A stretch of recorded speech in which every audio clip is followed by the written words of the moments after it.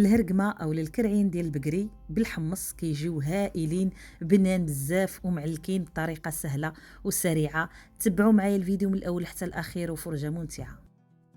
كرعين حبه واحده قطعتهم متوسطين، ما تقطعوهمش رقاق وما تقطعوهمش غلاظ بزاف.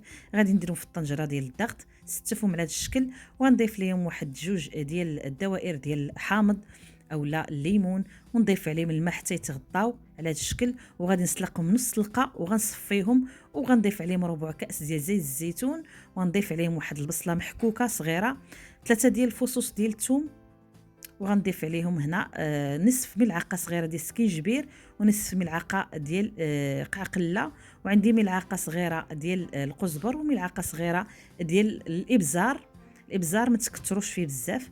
عندي هنا ملعقه صغيره ديال الزعفران البلدي، وعندي ملعقه كبيره ديال التحميره او البابريكا.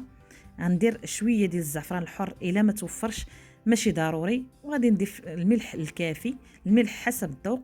عندي هنايا قرفه، غادي نقليهم واحد شويه ما تشربوا ليا الكرعين العطريه اللي ضفتها عليهم.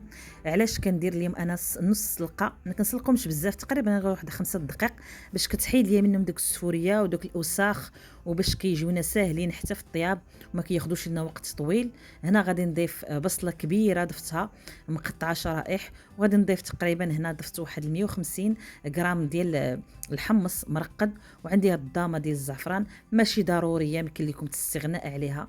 هنا ضفت الماء حتى كيتغطى ليا هاد الكرعين، ونخليهم تقريبا خداو مني واحد الساعه الا ربع ديال الطياب، عافيه تكون مهيله. كيجيو على هذا الشكل هذا، كيجيو معلكين بزاف ومحمرين ورائعين بزاف. تبعوا هاد الطريقه، اكيد غادي طيبوهم وغادي يحماقوا عليهم وليداتكم. انا ما ضفتش ليهم الزبيب وما ضفتش ليهم حتى الربيع، هكا كيجيو زوينين وكيجي النيضر ديالهم زوين كما كتشوفوا. المرق ديالهم راه خاتر ورائع بزاف. كنتمنى تعجبكم هاد الوصفه، والى اللقاء في فيديو قادم ان شاء الله.